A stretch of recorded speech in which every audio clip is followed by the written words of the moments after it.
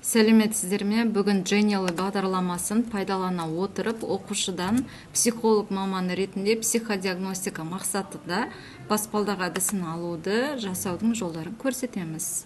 Ол үшін тегін жасау мақсатында тегін батырмасын басамыз.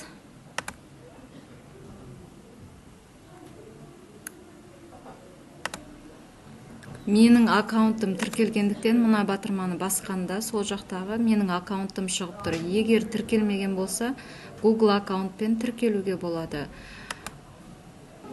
Жалпы бұл бағдарламада сіз сабағыңызды ойын түрінде немесе презентация түрінде жасаңыз келетін таңдап алуыңызға болады.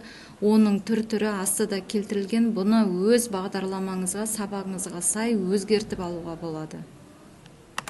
Бұл бізде баспалдақ әдісі мақсаты оқушыға өз білімін, дағдыларын және қабілеттерін объективті бағалауды үйрету, өз жетістіктерін көре отырып келесі деңгейге өтуге бағыттау. Бұл жерде бізде 5 деңгей беріледі. Оқушы өзін қай деңгейдемін деп сезінеді, ана адамды сол деңгейге жылжыта алады. Біз осы адамды жылжытуына байланысты өз интерпретациямызды бере аламыз. Бұл бізде психодиагностикаға жатады.